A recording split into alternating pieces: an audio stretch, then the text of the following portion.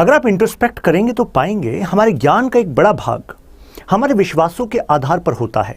यानी कि विश्वास वो आधार है जिसके ऊपर एक्चुअली हम कई सारी चीजें सीखते हैं। अब कई बार इस विश्वास पर अगर सवाल उठने लगे तो कई लोगों को घबराहट होती है या कई लोग एग्रेसिव हो जाते हैं। लेकिन आपको प्रशासनिक अधिकारी बनना है तो आपको इन इश्यूज को इनकी गहराई से समझकर सॉल्व करना होगा। यानी कि लोगों के विश्वासों पर ठेस नहीं पहुंचनी चाहिए और साथ में देश के लिए, समाज के लिए जो एडमिनिस्ट्रेटिवली आपको करना चाहिए प्रशासनिक रूप से, वो काम भी होने चाहिए। अब जरा हेडलाइन देखिए, mishaps due to stray cows killed 300 people in 30 months in Punjab. ये पंजाब गौ सेवा आयोग का स्टेटमेंट है। 12 cows killed in Uttar Pradesh road accident, यानी कि नुकसान दोनों तरफ है। काउज भी एक्सीडेंट में मारी जा रही हैं और लोग भी मारे जा रहे हैं। अब जरा हमारे यहाँ काउज को इतना रेवर क्यों किया जाता है? एक तो धार्मिक विश्वास भी है और साथ में भारत एक एग्रीकल्चर कंट्री है, राइट? तो एग्रीकल्चर कंट्री है तो जाहिर सी बात है यहाँ पर हम उसकी महत्ता को समझेंगे। अच्छा, अगर मैं बेसिक सा स्टेटमेंट आपके सामने बना दूं और आपसे कहूँ बस ट्रू और फॉल्स बताइएगा। स्टेटमेंट है, as per the definition of cattle, cattle can be defined as a bovine animal, you can say domesticated for the purpose of milk, herd, transportation, power and also entertainment. तो मुझे बताइए क्या ये cattle की परिभाषा सही होगी? Will it be a correct definition? मैं दोबारा रिपीट कर देता हूं। मैंने कहा कि कैटल की परिभाषा में हम मानते हैं वो बोवाइन एनिमल्स जिसको डोमेस्टिकेट करा जा रहा है और पर्पस क्या है? Milk, meat, herd, transportation, power and entertainment also. तो यानी कि एग्जामिनर ये जो डिटेल्स हैं लास्ट की, इस पर खेलना चाह रहा है आपके साथ। तो बताइए ट्रू और फॉल्स? एंटरटेनमेंट भी है, पावर भी है उसमें। शायद आप में से कई लोग कहेंगे सर कैटल के बारे में तो हमें पता है, कैटल मतलब मिल्क के लिए यूज किया जाता है, फील्ड में यूज किया जाता है, ये क्या है पावर एंटरटेनमेंट? ये रॉन्ग है कि नहीं? लेकिन ये राइट है क्योंकि this is the correct definition. आप कहेंगे सर पावर कैसे?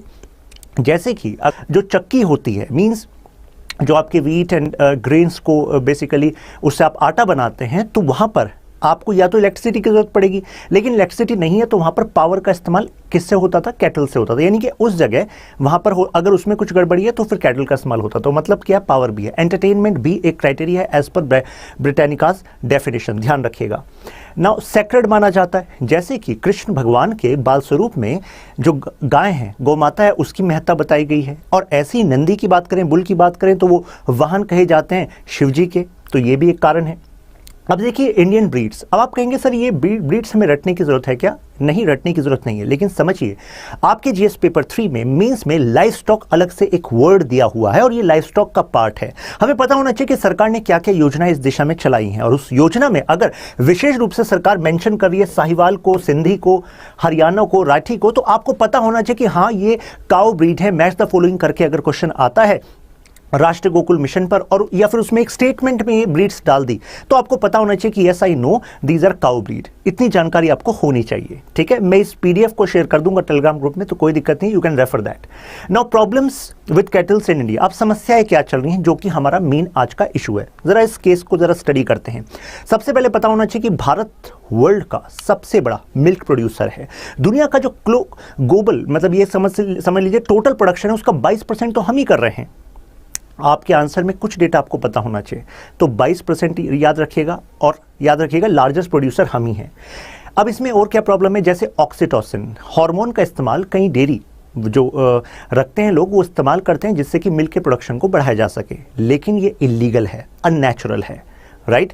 इसके लेकर गवर्नमेंट की गाइडलाइन भी है। इससे पहले जब ऐसे कुछ केसेस पता लगे तो ऐसे में गवर्नमेंट द्वारा एक्शन लिया गया आईपीसी की धारा 429 के अंतर्गत, क्योंकि मिसचीफ बाय किलिंग और मेमिंग एनिमल्स, तो वहां पर ये आईपीसी की धारा लग सकती है। जो आपके पास लोग हैं उन्हें सेंसिटाइज कर दीजिएगा। या फिर सेक्शन 12 और prevention of animal quality act, तो दोनों धाराएं के तहत मुकदमा हो सकता है, सजा मिल सकती है। अब अदर प्रॉब्लम्स क्या हैं? जैसे कि जो कितने सारे जो लोग रखते हैं काऊ या बफेलो, कई बार होता है कि उनके पास उतना पैसा नहीं होता कि उनके फूड को अरेंज कर सकें, तो ऐसे में वो उसको स्ट्रे छोड़ देते हैं। तो ये भी एक कारण है स्ट्रे एनिमल्स का। और स्ट्रे में भी आपको ज़्यादातर वो काउस मिलेंगी जो एक्चुअली मिल्क प्रोड्यूस अभी नहीं कर सकती उतना। अब देखिए करीब ये डेटा है लाइव स्टॉक सेंसस कराया गया 2020 का डेटा है, वो कहता है करीब 50 lakh stray cause and buffaloes हमारे रोड्स पर हैं। अब इससे चैलेंजेस क्या क्या आ रहे हैं? चैलेंजेस देखिए, नंबर 1 एक तो attack on humans as well as crops. तो फार्मर्स को खासा प्रॉब्लम हो रही है रूरल सेक्टर में, क्योंकि पिछले कुछ समय में एकदम से संख्या बहुत ज़्यादा बढ़ी है, राइट? क्योंकि सरकार ने कड़क कानून लाए अगेंस्ट स्लॉटर, ट्रैफिक इश्यूज हो रहे हैं रोड्स पर, और गार्बेज और प्लास्टिक, अगर ये काउस बेसिकली क्योंकि डिपेंड हो जाती हैं, स्ट्रे हो जाती हैं, तो वहाँ पर फिर डेथ भी हो जाती है, तो ये भी एक समस्या है। अब prevention of cruelty animals act तो है ही, साथ में सुप्रीम कोर्ट ने डायरेक्शन दी कि राज्य सरकारें भी इसको लेकर अलग अलग कानून लाएं, यानी कि अपने यहाँ के अलग कानून लाएं। तो राज्य सरकार कानून लाई हैं, लेकिन क्या स्लॉटर के अगेंस्ट कानून लाने से आपने ये तो कह दिया कि चलिए अब स्लॉटर नहीं होगा, राइट? लेकिन क्या इससे आपने जो काउस का पेन है या फिर जो इशू है उनका, क्या वो सॉल्व कर दिया? जरा हम अब कुछ डेटा को देखेंगे। सबसे पहले तो ये तो मेजर इशू है, राइट? यानी कि एक्सीडेंट में लोग भी मारे जा रहे हैं और काउस भी मारी जा रही हैं, किल्ड इन एक्सीडेंट। अब जरा ये डेटा देखिए, अभी बांदा टांडा हाईवे पर, उत्तर प्रदेश की बात है, 12 जो गाय हैं वो एक साथ हाईवे पर थी और ट्रक के साथ एक्सीडेंट हो गया और वहाँ पर नाउ पर्सन लूजिंग लाइफ। अब ये भी बड़ा चौंकाने वाला डेटा है। पंजाब गौ सेवा आयोग का कहना है कि एक व्यक्ति हर 3 दिन में एक्सीडेंट के तहत मारा जा रहा है क्योंकि stray cows are on road. तो this is a major issue. अब यहाँ पर एक और चौंकाने वाला डेटा हमारे पास है मध्य प्रदेश। वहाँ पर कहा जा रहा है 19.7 million actually cause and bulls हैं, और उसमें अगर हम इस आंकड़े को वहाँ की पॉपुलेशन से देखें तो ये कह रहा है कि एक काउ पर थर्ड, मतलब हर थर्ड पर्सन पर एक काउ है, राइट? तो दिस इज द पॉपुलेशन। 2 साल में हमें पता लग रहा है कि 10 died due to stray cattles every month in Haryana. तो हरियाणा में ये चल रहा है, तो वो पंजाब का था, हरियाणा का था। आगे बढ़ने से पहले आपके लिए information, which state is associated with Nirbhaya कड़ी कैंपेन, आपको आंसर देना है कमेंट्स में। नाउ एयरपोर्ट, अब एयरपोर्ट पर रनवे पर कई बार कैटल्स आ जाते हैं, जैसे कि अहमदाबाद का किस्सा है कि वहां पर रनवे पर काव आने की वजह से जो कार्गो प्लेन था वो रीडायरेक्ट करना पड़ा मुंबई की तरफ, और उसकी वजह से 5 फ्लाइट डिले हो गई। तो डिले का भी कारण हो रहा है, रिस्क का भी कारण हो रहा है इन स्ट्रे काउस की वजह से। रेलवे रोड्स की बात करें तो जो भारतीय किसान यूनियन है उसके एक नेता ने बताया कि देखो पिछले कुछ समय में क्योंकि काउस की संख्या बढ़ी है, तो फार्मर्स जो है फिर अपने क्रॉप को बचाने के लिए वो काउस पर अटैक करते हैं या उनको भगाने की कोशिश करते हैं, और कई बार जो फॉर्म्स होते हैं ये रेलवे लाइन के पास में होते हैं। तो कितनी बार जो रेलवे लाइंस के पास में होते हैं इस वजह से जो काउस हैं वहाँ पर एक्सीडेंट हो जाता है। तो ये और एक और प्रॉब्लम खड़ी हो रही है। अब जरा द वायर का ये डेटा देखिएगा, 2014-15 में कहा गया, ये इंडियन रेलवेज ने बताया है, ठीक है, और द वायर ने इसको कवर किया, कहा 2014-15 में डेटा कहता है कि करीब 2000 से 3000 काउस ट्रेन एक्सीडेंट में मारी गई, ठीक है। अब देखिए 17-18 वाले साल में, 17-18 वाले साल में ये संख्या बढ़कर 14,000 हो गई। अब 18 से 19 वाले साल में 30,000 हो गई।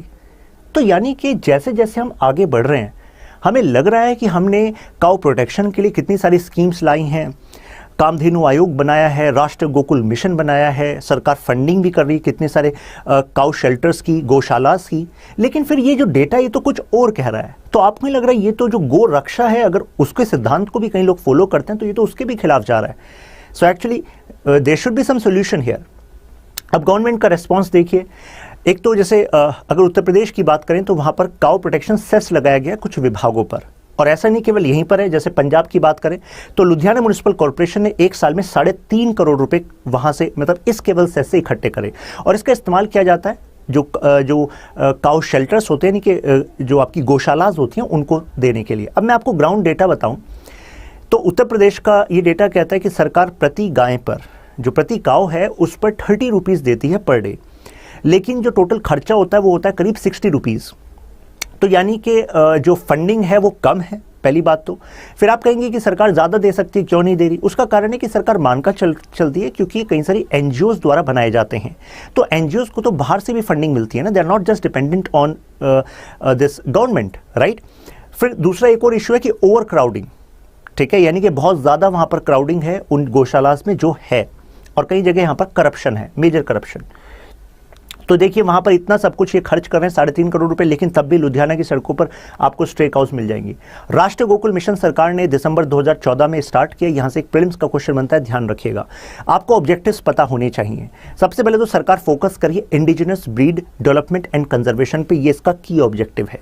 इंडिजिनस यानी कि भारत की जो अपनी ब्रीड हैं उनको एक्चुअली सरकार डेवलप करना चाहिए। साथ में सरकार जेनेटिक मेकअप को इंप्रूव करने के लिए क्रॉस ब्रीडिंग भी कर रही है। प्लस किसान की इनकम बढ़े मिल्क से, वो कब बढ़ेगी? जब उसके पास हाई ब्रीड का कैटल होगा। हाई ब्रीड का कैटल कैसे होगा? जब आर्टिफिशियल इंसेमिनेशन जो करा जाता है ब्रीडिंग के लिए, तो उसकी सुविधा किसान को आसानी से उसके डोर स्टेप पर मिल जाएगी। साथ में ऑनलाइन किसान को पता रहेगा कि हाँ, इस तरीके से ये जानकारी है, मेरी जो मेरी ब्रीड है, इस ब्रीड को मैं इस ब्रीड से मिक्स करूंगा तो मेरे पास बेटर कैटल होगा।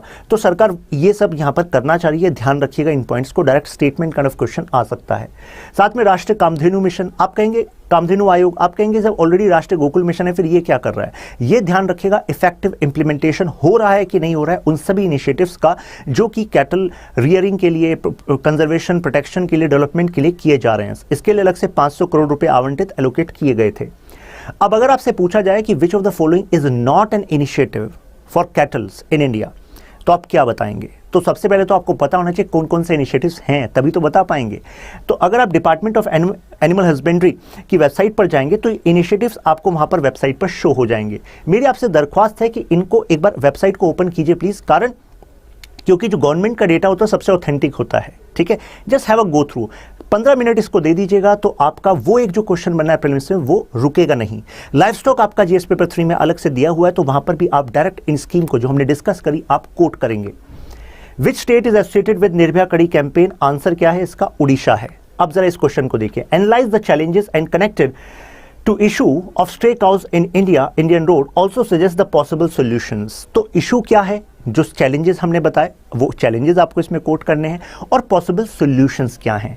सॉल्यूशंस में इफेक्टिव इंप्लीमेंटेशन तो है ही, साथ में सिविल सोसाइटी एंड गवर्नमेंट दोनों को साथ मिलकर काम करना पड़ेगा। जो चैलेंजेस हमने बताए उन चैलेंजेस को रूट आउट करना पड़ेगा।